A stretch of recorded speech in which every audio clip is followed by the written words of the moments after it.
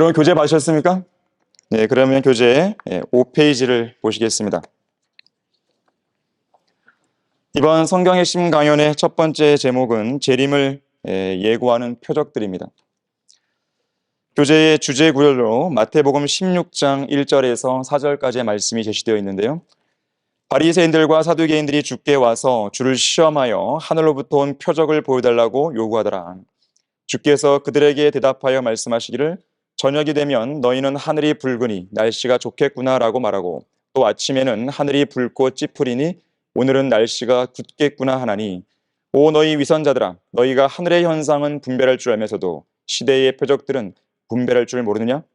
악하고 음란한 세대가 표적을 구하나 선지자 요나의 표적밖에는 줄 표적이 없도다 하시고 그들을 떠나가시니라. 여기 본문에서는요. 하늘의 현상이나 날씨에 대해서는 분별하고 예측하면서도 시대의 표적들에 대해서는 전혀 분별하지 못하는 유대인들을 책망하고 있습니다. 옛날 사람들은 날씨를 예측했죠. 오늘날처럼 기압계라든지 비중계라든지 인공위성 이런 것이 없어도 여러 가지 날씨를 예측하는 방법을 알고 있었습니다. 또 그러한 예측들은 잘 맞기도 했죠. 예를 들면 그 방법 중에 하나가 여기 본문에 나오는 거예요. 저녁 때 하늘이 붉으면 날씨가 좋겠구나. 아침에 하늘이 붉으면 날씨가 나쁘겠구나. 예측하는 것이죠. 누가복음 12장 54절과 55절에서도요. 날씨를 예측하는데 구름이 서쪽에서 일어나면 소나기가 오겠구나. 남풍이 불면 날씨가 덥겠구나. 이런 예측들을 한다는 것이죠. 자, 그러나 지금 날씨를 예측하는 것보다 더 중요한 게 있습니다. 바로 성경의 예언을 통해서 때와 시대를 분별하는 일이에요. 본문 말씀에 의하면 때나 시대는 표적들로 특징지어집니다. 표적들로 특징지어집니다. 그래서 시대의 표적들이란 말을 쓰는 겁니다. 이 시대의 표적들은 재림에 관한 표적들입니다. 예수 그리스도의 재림이 무척 가까운 시대에 살고 있는 우리는 이런 시대의 표적들을 주의 있게 살피고 올바르게 분별할 줄 아는 성도가 되어야 되는 것이에요. 초림 당시의 바리새인들과 같은 시대의 표적들을 분별하지 못하는 그런 사람들이 되어서는 안 되는 것이에요. 오늘날 교회들이 완전히 배교했다는 사실은 설교 강단에서 성경의 핵심 주제를 전혀 강조하지 않는 것으로도 알 수가 있습니다. 일반 제도권 교회에서 자주 하는 설교 내용들이 뭡니까? 이런 거죠. 긍정의 힘, 자신을 향한 하나님의 뜻을 찾는 법, 적극적인 사고방식, 스트레스와 긴장 해소하기, 아내를 행복하게 해주는 방법, 어떻게 하면 성공할 수 있는가, 종교적인 의식들, 세계 평화와 이 세상을 더 살기 좋은 곳으로 만드는 방법. 자, 이러한 것들은 성경의 주제가 아닙니다. 성경의 주제는 하나님의 왕국이에요. 하나님의 나라와 천국이죠. 특히 이 왕국은 예수 그리스도의 재림을 통해서 완성이 되는 것이에요. 죄인들을 위해 죽으러 오신 예수 그리스도의 초림은 하나님께서 기뻐하시는 날이 아니었습니다. 많은 사람들이 오해할 수 있는데 기뻐하시는 날이 아니었어요. 오히려 초림은 하나님의 관점에서 본다면 재앙의 날이라고 볼 수 있습니다. 마태복음 27장 46절에서는 이렇게 기록되어 있어요. 그날에 있었던 일에 대해서. 제9시경에 예수께서 큰 음성으로 소리질러 말씀하시기를 엘리 엘리 라마 사박타니 하시니 이는 나의 하나님 나의 하나님 어찌하여 나를 버리셨나이까 라는 말이라 그랬어요. 생각해 보십시오. 자기 아들이 버림받는 모습을 보면서 환호하고 기뻐할 아버지가 어디 있겠어요? 하지만 하나님께서 무척 기뻐하시는 날이 있습니다. 바로 재림이에요. 그분의 아들께서 장차 이 땅에 세워질 다윗의 보좌에 앉으셔서 만왕의 왕이요 만주의 주로서 온 세상을 유업으로 받으시고 심판하시고 통치하시는 재림의 날인 것이에요. 그날에 하나님의 아들께서는 마땅히 받으셔야 할 존귀와 영광을 받으실 것입니다. 자, 이렇듯 재림은 성경에서 가장 중요한 주제입니다. 그래서 우리가 성경을 공부하다 보면 초림에 관한 주제보다 재림에 관한 주제가 10배 이상이나 많이 강조되고 있어요. 특히 성경은 그 재림의 날이 무척 가깝다고 말씀합니다. 너희도 인내하며 마음을 견고케 하라. 주의 오심이 가까움이라. 자, 이런 사실은 재림과 연관된 여러 가지 시대의 표적들을 통해 확인할 수 있는데, 오늘 우리는 재림을 예고하는 20가지 대표적인 시대의 표적들을 가지고 공부를 하려고 합니다. 자, 첫 번째입니다. 거짓말을 통한 미혹이 극대화될 것이에요. 예수 그리스도께서는 올리브산에서 하신 마지막 종말에 관한 설교에서 아무도 너희를 미혹하지 못하도록 주의하라고 경고하셨습니다. 사도 바울도 경고했어요. 거짓말을 믿게 만드는 강력한 미혹이 있을 거다. 강력한 미혹. 단순한 미혹이 아니에요. 강력한 미혹이 있을 것이다. 자, 이런 미혹의 중심에는 로마 가톨릭이 있죠. 극단적 칼빈주의가 있죠. 은사주의가 있죠. 자, 이들을 위시한 각종 이단들이 포진되어 있습니다. 뿐만 아니라 자기가 재림주라고, 자기가 메시아라고 그렇게 자처하는 사람들도 있어요. 우리나라만 해도요, 지난 2012년 92세의 나이에 감기 합병증으로 사망한 통일교회 문선명을 포함해서 이만희, 안상홍, 장길자, 정명석 등 30명의 자칭 재림주들이 활동해 왔고 지금도 활동하고 있습니다. 감기 합병증으로 사망하거나 코로나19에 감염될까 노심초사하는 가짜 메시아들을 재림주로 믿는 어리석은 군상들이 이 나라에만 해도 수백만 명이 되는 거예요. 강력한 미혹이에요. 자, 그뿐만 아니라 사람들을 미혹하는 각종 거짓말들이 배교한 교회들의 설교 강단을 통해서 일파만파 퍼져나가고 있습니다. 어떤 거짓말들입니까? 예를 들면 이런 것들이에요. 구원받은 사실은 죽어봐야 알 수 있어. 거짓말이죠. 교회는 대환란을 통과해야 돼. 하나님은 최종권에 될 수 있지만 우리에게 책으로 주어진 성경은 오류가 있을 수 있기 때문에 최종권에 될 수 없어. 원본만이 영감받았어. 사탄은 그리스도인을 공격할 수 없어. 성경은 비유적으로 해석해야 돼. 교회들이 힘을 합쳐서 지상에 왕국을 세우고 나서야 예수님이 오실 것이다. 하나님은 모든 인류의 아버지시다. 정말 그런가요? 교황, 어거스틴, 테레사 수녀 등은 성경대로 믿는 그리스도인이다. 예수님은 12월 25일에 태어났다.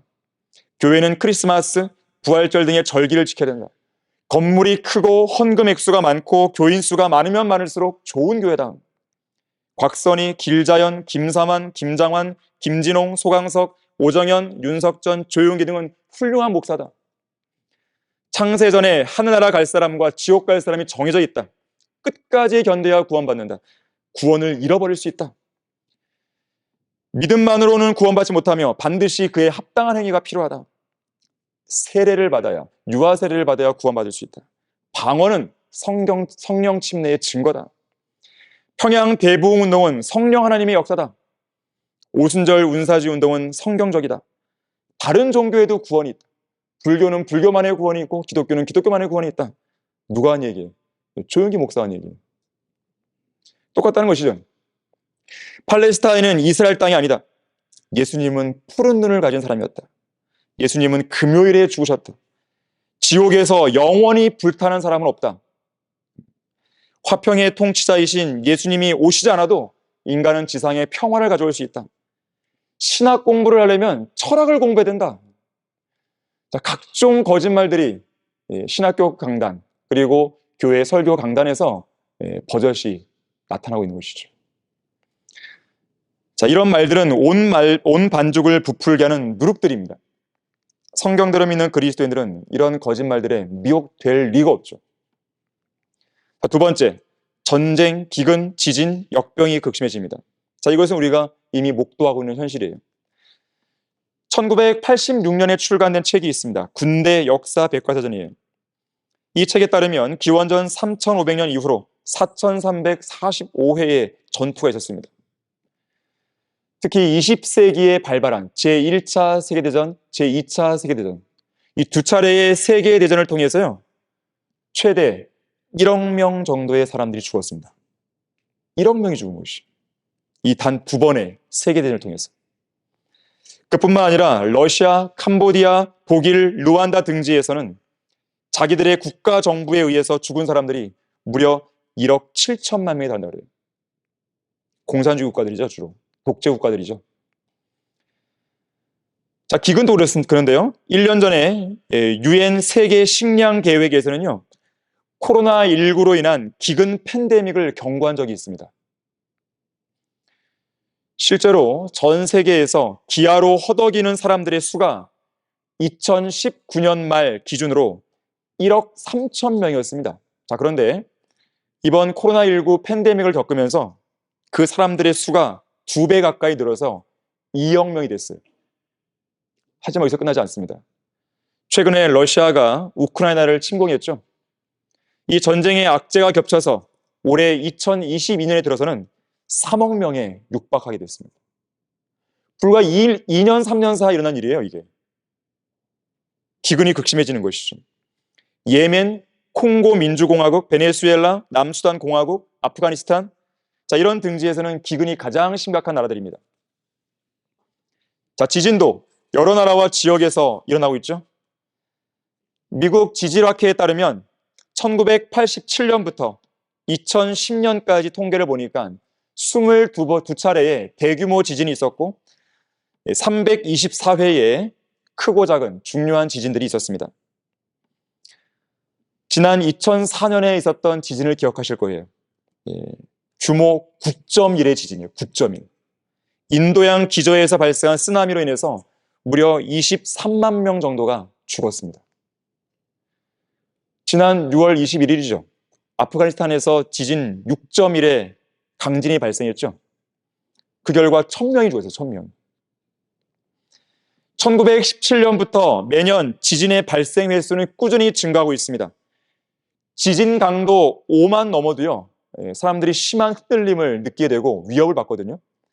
지진 강도 5 이상을 넘는 수많은 강진들이 이 1900년 이래로 10년마다 2배씩 증가하고 있다고 합니다. 역병, 전염병이죠.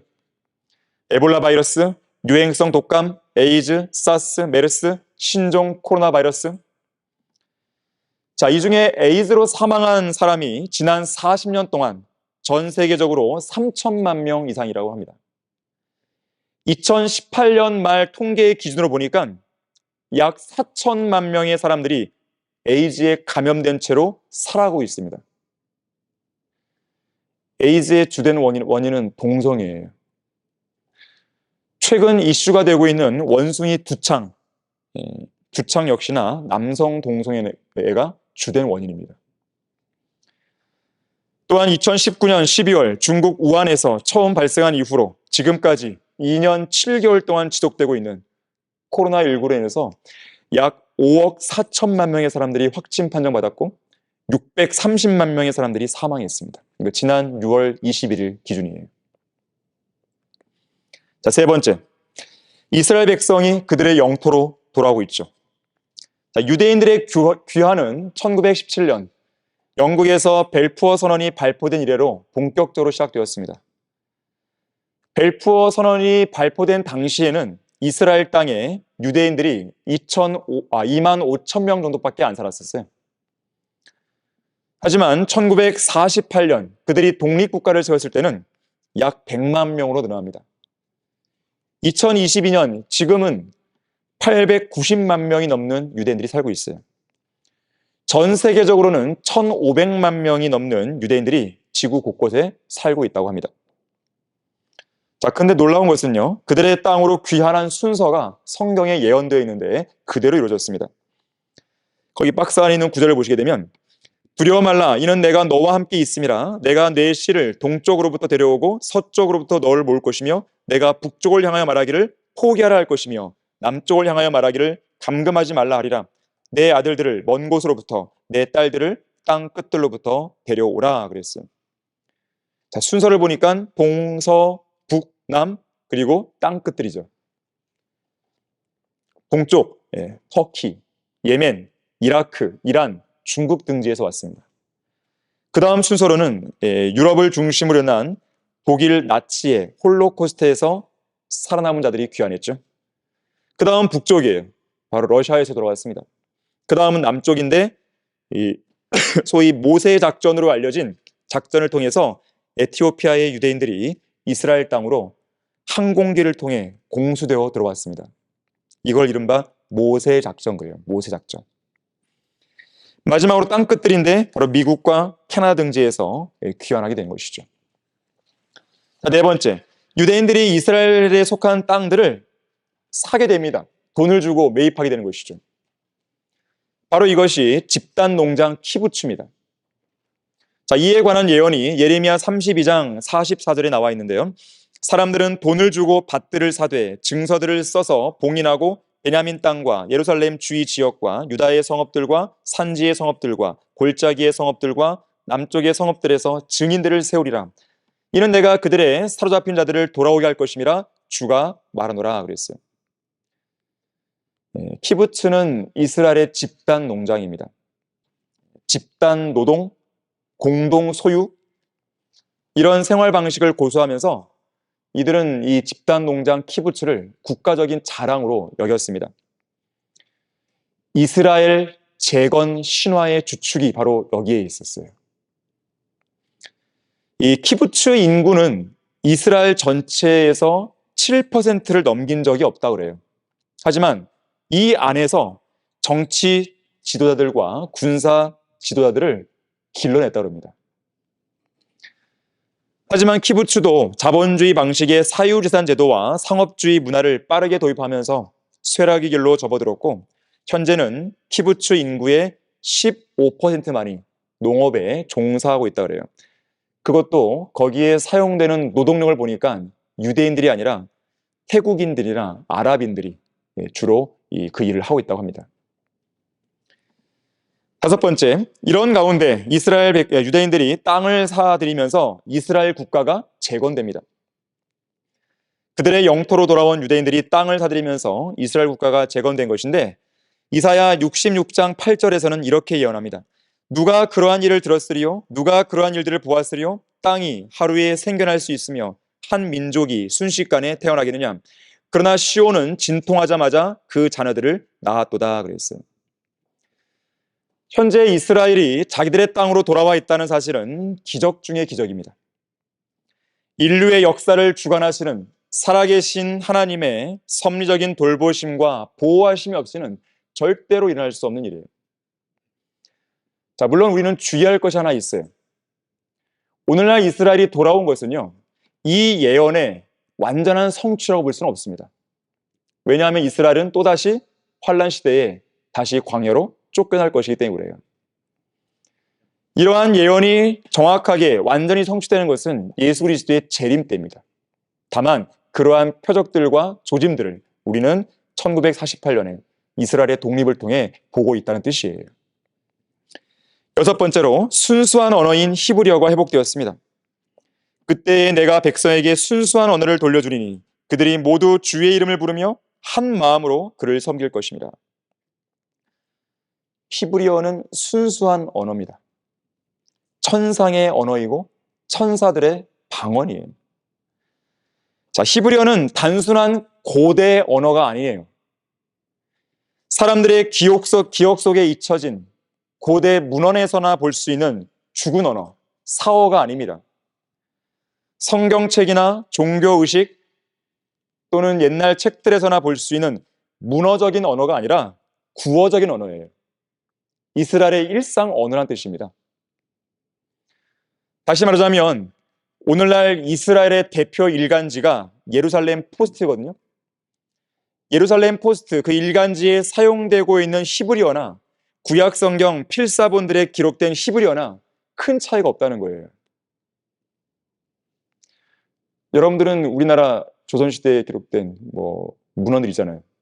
거기에 나오는 글들을 오늘날 현대인의 언어로 과연 잘 바꿔 사용할 수 있나요? 쉽지 않잖아요. 무슨 말인지 잘 모른단 말이거든. 하지만 히브리어는 달라요. 이건 기적입니다. 일반적으로 나라를 잃으면 언어를 잃게 되어 있어요. 우리나라도 35년간 일제 치하에 있을 때 일본은 우리나라의 언어를 말살 정책을 실시했잖아요. 하지만 우리나라는 불과 35년이에요. 근데 이스라엘은 1900년 이상입니다. 그럼에도 불구하고 그들의 언어가 그대로 보존되어 있다고 하는 것은 기적입니다. 그런 면에서 누군가는 이렇게 말했어요. 이스라엘은 초자연적인 민족이다. 분명히 몇 번이고 멸망했어야 되는 건데 멸망하지 않고 지금도 살아있는 거예요. 초자연적인 민족이에요. 히브리어 역시 초자연적인 언어이다. 무엇보다도 유대인들에게 맡겨졌던 성경, 초자연적인 책이라는 것이죠. 고대의 언어 중에서 일상에서 사용하는 언어로 현존하고 있는 언어는 히브리어가 유일합니다. 대부분의 고대 언어는 다 어때요? 그냥 문헌에만 남아있는 언어입니다. 일상생활에서 사용할 수가 없어요. 자, 하나님께서는 이 일을 위해서 벤 예후다라는 유대인을 사용하셨습니다. 제1차 세계대전 이후에 유대인들이 팔레스타인 땅으로 하나둘씩 돌아올 때 이들은 러시아어, 영어, 프랑스어, 독일어 등등 그들이 흩어졌던 나라의 언어들을 사용하고 있었습니다. 그때 이 벤 예후다라는 인물이 히브리어의 부활을 꿈꾸며 이렇게 말했어요. 조상들의 땅을 회복하지 않으면 유대인이 될 수 없듯이 조상들의 언어를 회복하지 않으면 살아있는 국가가 될 수 없다. 러시아어, 영어, 프랑스어, 독일어 등으로 어떻게 국가 통합을 이룰 수 있겠는가? 자, 이처럼 하나님께서는 스파냐 3장 9절에 미리 기록해 두신 대로 히브리어를 회복시키셨고 그들이 한마음으로 주님을 섬길 수 있는 기반을 마련해 주셨습니다. 자, 이것은 우연이 아닙니다. 예언의 시간표에 따라서 하나님의 계획 속에서 이루어진 사건인 거예요. 궁극적으로는 재림 때에 주님께서 성경에 예언하신 대로 순수한 언어를 이스라엘 백성에게 완전히 돌려주게 될 것입니다. 자, 7번째, 세켈. 세켈이 1980년에 표준적인 이스라엘의 화폐 단위로 부활했습니다. 자, 그래서 현재 이스라엘의 금융 통화 단위는 세켈이에요. 성경에서 세켈이 처음으로 등장하는 것은 아브라함 때입니다. 상당히 오래전 이야기죠. 자, 그래서 세켈은 오늘날 가장 오래된 금융 통화 단위로 손꼽히는 것이죠.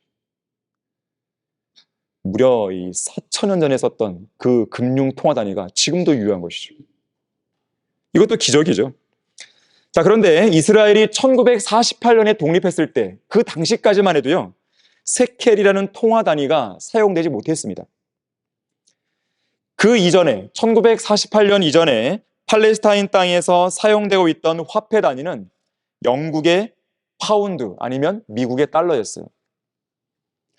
그리고 1918년부터 1948년 사이에 이스라엘이 독립을 준비하던 때에도 영국의 파운드에 기반을 둔 팔레스타인 파운드가 통용되고 있었습니다.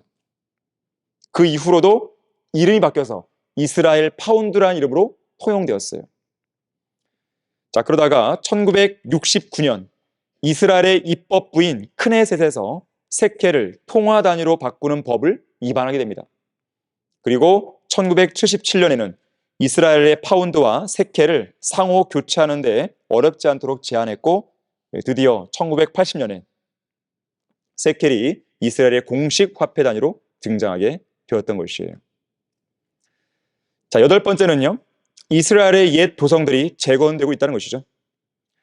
그러면 그들이 말하기를 황폐했던 이 땅이 에덴의 동산같이 되었도다. 삭막하고 황폐하고 파괴된 성읍들이 성벽이 세워지고 사람들이 살고 있도다 하리라. 자, 물론 이건 역시나 재림 때에 이스라엘의 회복과 연관해서 완전히 성취될 예언입니다. 하지만 그에 관한 징조들이나 시대의 표적들을 오늘날에도 확인해 볼 수 있죠. 현재 이스라엘은 파괴된 성읍들이 재건되고 성경의 옛 지명들이 되살아나고 있습니다. 이 스파냐 2장 4절에서 7절까지 말씀을 보면요. 이 성읍들이 황폐케 된다라는 경고의 메시지도 주어지면서 그렇게 파괴된 성읍이 재건될 것이다 라는 예언도 함께 주어지고 있습니다. 그중 하나가 바로 아스돗이라는 지명이에요. 아스돗. 오늘날 아스돗은 재건되었습니다. 이스라엘에서 가장 큰 심해 항구예요. 아스클론 들어보셨죠? 아스클론도 파괴되었지만 재건되었습니다. 현재 아스클론에 가게 되면 3만 명 이상의 인구가 살고 있습니다. 현대적인 항구 도시로 발전했어요. 브엘세바 들어보셨죠? 브엘세바? 인구가 10만 명을 넘었습니다. 자, 보통 국가가 멸망하거나 오랜 세월이 흐르게 되면 지명들이 자연스럽게 바뀌기 마련입니다. 하지만 이스라엘은 국가명부터 시작해서 주요 지명들, 예루살렘, 베들레헴, 가자, 카나, 나사렛, 베다니, 베델, 엔게디, 헤브론, 여리코, 이런 지명들은 지금도 그대로 존속하고 있는 것이죠. 기적이죠. 지난 1900년 동안 나라가 없었다는 사실을 감안한다면 그야말로 기적이 일어난 것입니다. 우리는 이런 일련의 예언과 예언의 성취들을 통해서요, 예언의 중심은 이스라엘이구나, 이걸 알게 되는 거예요. 또한 그 예언을 이루시는 하나님께서는 인류의 역사를 주관하시는 살아계신 분이구나, 이걸 알게 되는 것이에요. 에스겔 36장 10절, 11절, 38절에서는 이렇게 말씀합니다. 자, 한번 찾아보겠습니다. 에스겔 36장입니다.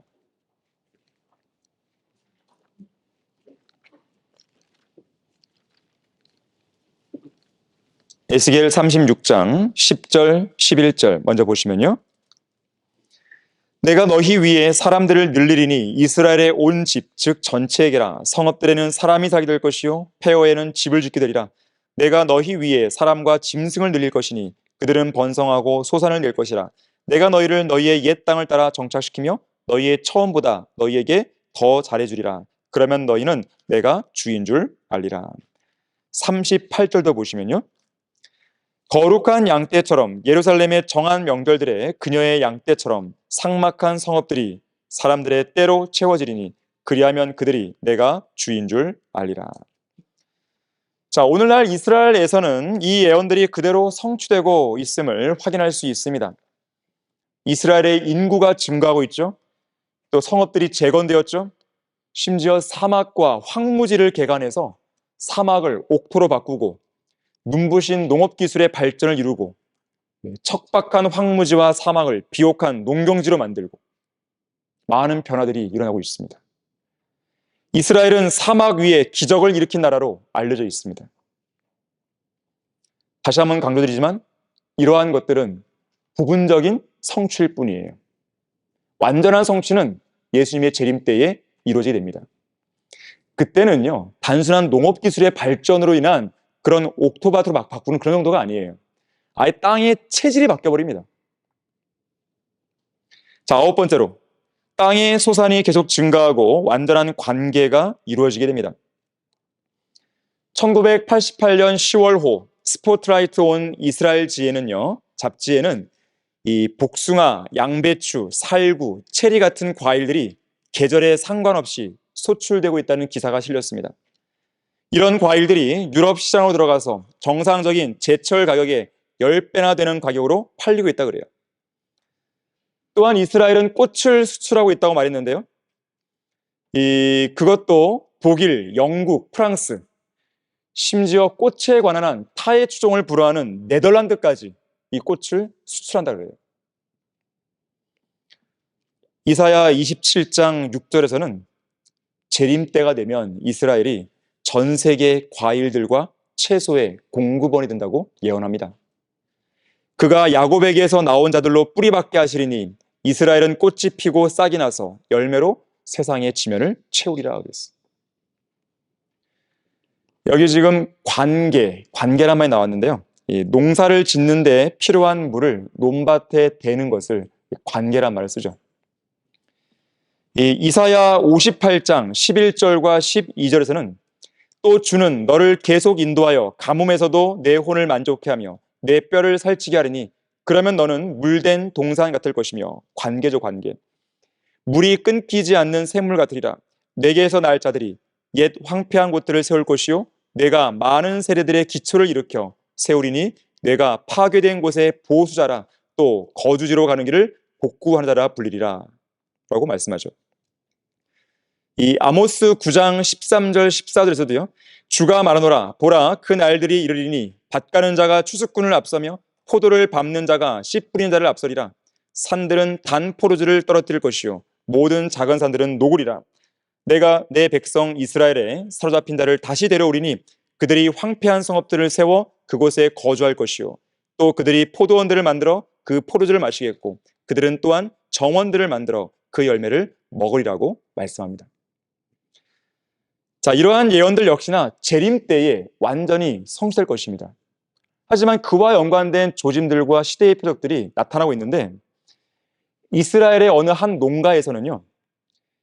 1년 중에 1년입니다. 1년 중에 6번째로 수확을 함과 동시에 그 땅에다가 7번째로 또 씨를 뿌리고 있었어요. 기적이죠, 기적. 하지만 이러한 일들이 지금은 부분적인 성취로 나타나는 것이지만 재림 때는 완전하게 이루어지는 것이죠. 자, 그 다음으로는요. 숲에 나무들이 자라나고 독수리를 위시한 맹금류가 1500년 만에 이스라엘 땅에 다시 둥지를 틀었다는 것입니다. 이러한 새들은 한 둥지에 4개의 알을 낳아요. 번식력이 대단합니다.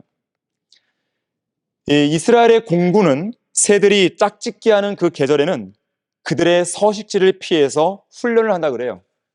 안 그러면 새들, 날아다니는 새들과 부딪혀서 사고가 빈번하게 일어날 수 있기 때문에 그렇습니다. 실제로 그런 사고들이 많이 일어났다 그래요. 1973년 중동 전쟁 이후로 펠리컨, 황새, 기타 맹금류들 때문에 추락하고 파손된 이스라엘 전투기들의 숫자를 헤아려 보니까 아랍 연합군이 보유하고 있던 전체 전투기 수보다 더 많았다고, 물론 약간 과장된 숫자가 있는 것 같아요. 한 공군 조종사가 말했습니다. 그만큼 사고가 많이 났다는 거죠. 이스라엘은 주변 아랍국들과의 그런 관계를 통해 보면 늘 이 적들을 두고 있는 거잖아요. 그렇게 본다면 막강한 공군력을 소유하는 건 당연했던 것이고, 그런 공군들이 훈련할 수 있는 장소가 필요한데 이스라엘 땅을 현재 보세요. 좁잖아요. 이스라엘 영공이 좁단 말이에요. 하늘 영공도 좁뿐만 아니라 거기에 새들도 막 날아다녀요. 쉽지가 않은 거예요, 훈련이. 특히 이러한 새들이 날아다니는 무깃도 골짜기는 예수님의 재림 때 일어날 아마겟돈 전쟁이 벌어질 것으로 예언된 장소입니다. 이스라엘의 전략적 공군 기지도 바로 그곳에 마련되어 있다고 그래요. 성경은 뭐라고 합니까? 어디든지 시체가 있는 곳에는 독수리도 함께 보인다. 바로 아마겟돈 전쟁에 널브러져 있을 시체들을 말씀하는 거죠. 자, 그 외에도요, 야생 표범들이 엔게디 주변에 자주 출몰하고 때로 몰려다니는 야생 염소들도 자주 발견됩니다. 이게 과연 무슨 말인가? 여러분, 이사야 11장 6절에 보게 되면 천년왕국 때 어떤 일이 벌어집니까? 이리가 어린 양과 함께 거하고 표범이 새끼 염소와 함께 묵을 거라 그랬어요. 그러한 예언이 나오죠. 또한 이스라엘에게 주어진 약속의 땅을 차지하기 위한 중동 전쟁이 일어났는데 이 전쟁들은 주로 이스라엘이 중동의 아랍 국가들과 벌인 전쟁들입니다. 자, 거기에 연도 4개가 제시되어 있는데 1948년에는 이스라엘 독립전쟁이 일어났어요. 이스라엘이 이제 독립국가를 세우면서 벌인 전쟁이기 때문에 이스라엘 독립전쟁이에요. 1956년에는 수에즈 전쟁, 이집트와 벌인 것이죠. 1967년에는 6.1 전쟁, 6일 만에 끝났어요. 이스라엘의 승리로. 1973년에는 욤 키푸르 전쟁, 대속죄일이죠. 욤 키푸르 전쟁. 이 4번의 전쟁 모두 다 이스라엘이 승리했습니다. 아랍 국가를 대상으로 해서. 그 다음으로 13번째, 성전도 재건됩니다. 여러분도 아마 책을 통해서 많이 읽으셨겠지만 제사장들의 의복들과 그릇들이 다 만들어졌고요. 필요한 돌들도 채석해 놓은 상태입니다. 성전산 헤리티지 재단의 예후다 글릭이라는 유대인은 이런 말을 했어요. 성전산에 성전을 짓는 것은 이스라엘 국가를 설립하는 것보다 더 쉬운 일이다. 현재 금양단, 물대야 등 103개의 성전 기명들을 모두 만들었다. 하프, 솔터리 같은 악기들, 42kg 무게의 24K 순금으로 제작된 300만 달러 가치의 금초대도 다 만들어놨다. 다 됐는데 딱 하나 남았어요. 문제가. 장소 문제. 성전이 세워져 있어야 할 그 장소에 이 이슬람 사원이 세워져 있는 거예요. 그래서 성전 건축이 현실화될 경우에 주변 아랍국들의 많은 반발이 예상되겠죠. 하지만 장차 등장할 적그리스도는 자기가 성전 지성소에 앉아야 됩니다. 그래서 이스라엘과 이슬람 사이에 중재자로 나서게 될 것이에요. 그러면서 이제 환란 성전이 세워지는 겁니다. 그리고 그 환란 중반에 적그리스도가 바로 성전 지성소에 앉아서 자기를 숭배하라고 그렇게 얘기하겠죠. 14번째로 팔레스타인 사람들 및 아랍인들과 함께 거짓 평화 조약들이 맺어졌습니다. 이 1993년에 미국의 부시 대통령의 중재 속에서 이스라엘과 피에로 간의 오슬로 평화협정이 맺어집니다. 그리고 5년 뒤인 1998년에는 빌 클린턴 대통령의 중재 속에서 와일리버 협정이 맺어지게 됩니다. 하지만 말이 평화협정이죠. 말이 평화조약이죠. 이건 평화협정이 아닙니다. 아랍인들에게 이스라엘이 속아서 체결한 불평등 조약이었어요. 평화의 언약 같은 것은 없습니다. 그게 평화의 언약이었다면 지금 중동에서 분쟁이 없어야 될 거 아니겠어요? 끝났어야 될 거 아니겠어요? 거짓 약속에 이스라엘이 속은 것이죠. 오직 거짓 약속에 이스라엘을 전쟁과 파멸로 몰아넣은 그러한 약속이었을 뿐입니다. 자, 이러한 거짓 평화 조약들은 장차 이스라엘이 적그리스도와 맺게 될 대환란 기간에 맺게 될 그 평화 협정의 예고편이라고 볼 수 있어요. 대환란 기간에 이스라엘은 또 속는 거예요. 적그리스도와 평화의 언약을 맺습니다. 하지만 적그리스도는 환란 중간에 그 언약을 일방적으로 깨트려 버리죠.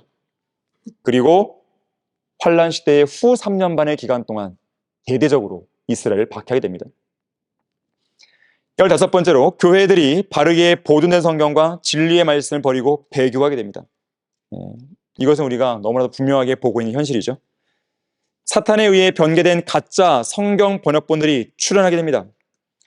이 변개된 영어 성경들만 해도 200종이 넘어요. 변개된 한글 성경들만 해도 수십 종이 됩니다. 최근에는 한글 킹제임스 성경을 흉내낸 흥정도 나왔잖아요.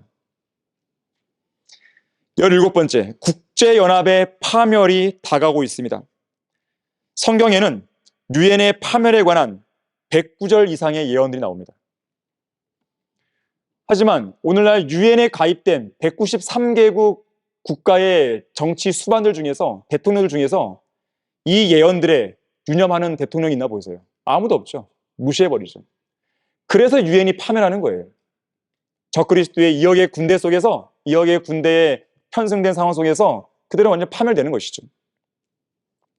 그들을 위해 하나님께서는 분노를 쏟으실 것입니다. 그들에게는 오직 화만 있을 뿐이에요. 성경은 분명히 얘기합니다. 악인에게는 화평이 없다 그랬어요. 악인에게는 오직 재앙과 화만 있을 뿐이에요. 성경 말씀을 거부하는, 성경의 예언과 경고를 거부하는 유엔, 역시 화를 입게 되는 것이죠. 18번째, 러시아 세력이 부상했습니다. 1909년 20세기 초 당시만 해도 제정 러시아는 일개 군주국가에 불과했습니다. 보잘것없는 일본에게 그들의 함대를 격파당했잖아요. 러시아가. 결국 러일 전쟁에서 참패했죠. 그런 러시아입니다. 1909년에는 볼셰비키 공산주의 혁명이 일어나서 온 나라가 쑥대밭이 돼버리죠. 금방 붕괴할 것만 같은 그런 상황에 내몰리게 됩니다. 자, 그런데 그랬던 러시아가 사회주의 소비에트 연방공화국을 거치면서 지금은 강대국으로 부상했죠. 자, 이것은 성경의 예언대로 되었을 뿐입니다. 에스겔 38장과 39장에서는 러시아가 세계 최대의 초강국이 된다고 말합니다. 바로 곡과 마곡으로 설명하고 있죠. 그래서 러시아가 세계를 지배하고 북방 세력들을 규합해서 이스라엘을 쳐들어올 것이라고 예언하고 있어요. 러시아가 우크라이나를 침공한 것은요, 결코 우연히 아니에요. 여러 가지 우리가 이유를 댈 수 있는데요. 한 가지는 우크라이나는 어떤 역사를 갖고 있냐면 이스라엘 백성들, 유대인들을 박해한 역사가 있습니다. 1600년대 중반부터 최근에 이르기까지요. 유대인들을 박해했어요. 자, 아브라함의 언약에 따라서 유대인들을 박해하면 그들은 하나님의 이 재앙을 당하게 돼 있어요. 자, 이게 첫 번째 첫 번째 부분이에요. 두 번째는 러시아가 북방 세력을 규합하는 하나의 교두보가 됩니다. 크림반도를 이미 벌써 먹었었잖아요, 과거에. 자, 이것이 하나 이제 기폭제돼서 러시아의 푸틴 대통령도 선언했지만 과거 이 구소련 시절에 그 영광을 재현하겠다는 거예요. 그래서 구소련이 해체되면서 떨어나갔던 그런 독립국가들을 다 규합하겠다는 거예요. 그렇게 북방 세력을 규합해 들어오게 되면 서서히 이란까지 내려오면서 이스라엘을 압박해 올 것입니다. 그런 수순인 것이죠. 결코 우크라이나 침공 사태는 우연이 아닙니다. 모든 일이 합력하여 선을 이루게 하시는 분의 그런 계획 속에서 이루어지고 있는 것이에요. 다만 우리는 안타까운 게 뭘까요? 우리도 늘 기도하지만, 수요기도 때 기도하지만 이 우크라이나의 선교사가 있잖아요. 성경대를 믿는 선교사.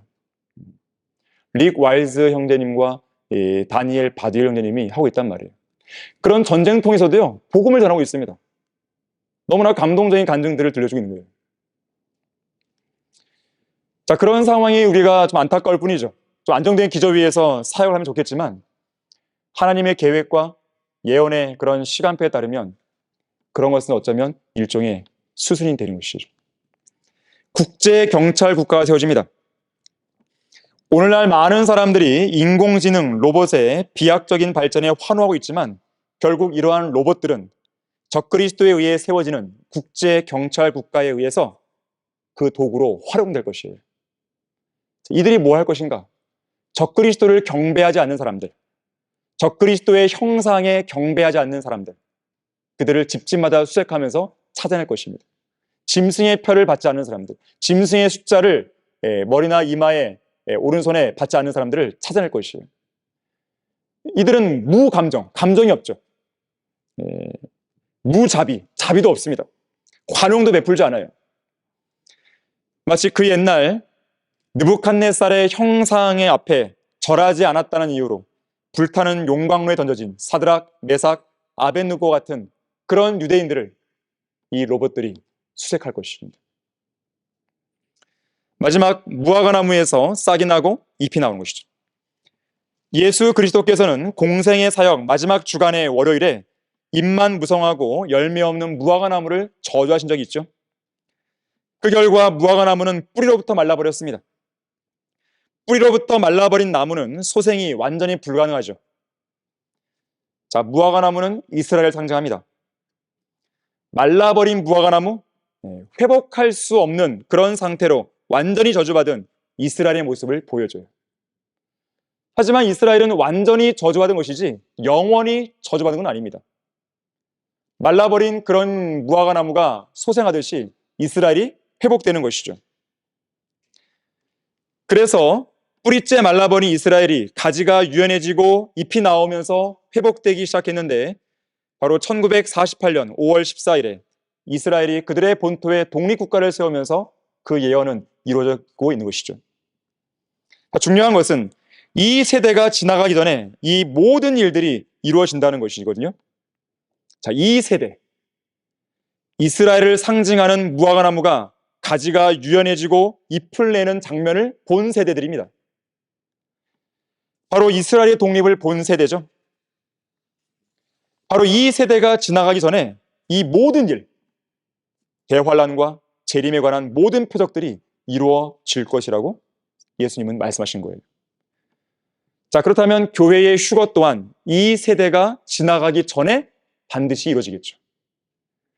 다시 말하자면 1948년을 기점으로 하는 한 세대에 속한 사람들은 교회의 휴거뿐만 아니라 예수 그리스도의 재림을 경험할 수 있는 거죠.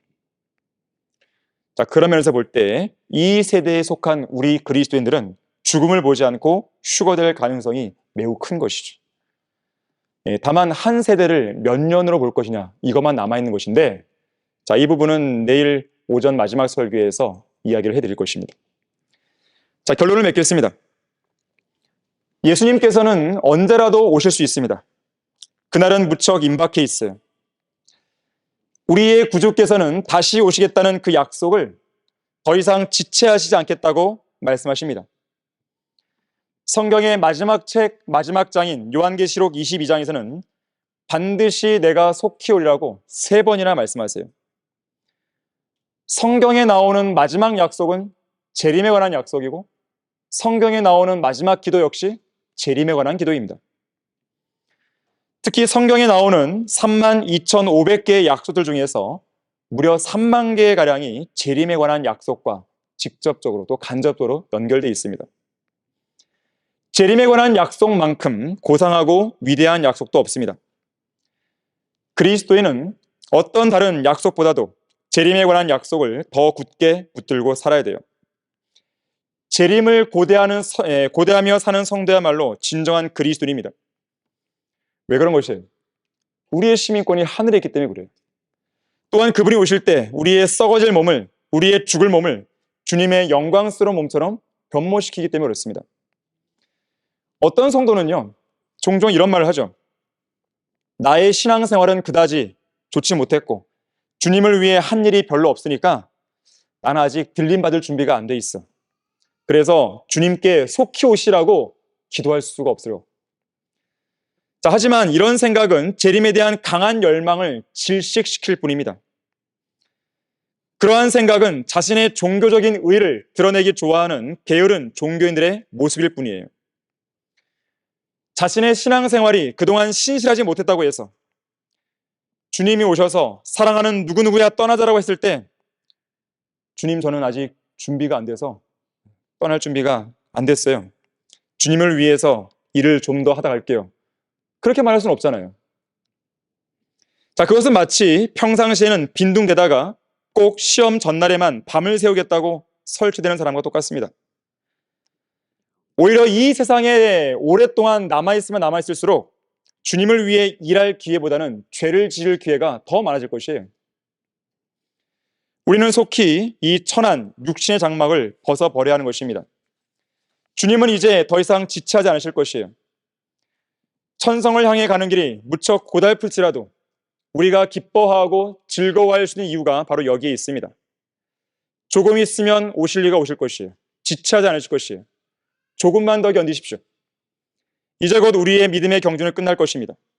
믿음의 선한 싸움도 끝날 것이에요. 죄와 세상의 유혹과의 싸움도 끝날 것입니다. 지긋지긋한 현실적인 문제와의 처절한 전투도 끝날 것이에요. 고난도 끝날 것이고 질병도 끝날 것이고 좌절과 낙심도, 사람들과의 갈등도, 누군가에 대한 실망도, 상처도, 상실감도 다 끝날 것이에요. 조금만 있으면, 조금만 견디면 되는 것이죠. 밤이 깊도록 파수를 보는 파수꾼이 아침이 밝아오기를 고대하는 그 열망으로, 한 남편에게 정혼한 순결한 처녀가 신랑이 오기를 고대하는 그 열망으로, 너무 간절한 나머지 심장이 터져버릴 것 같은 그 열망으로 예수 그리스도의 재림을 간절히 기다리는 여러분 모두가 되기를 바라는 것입니다.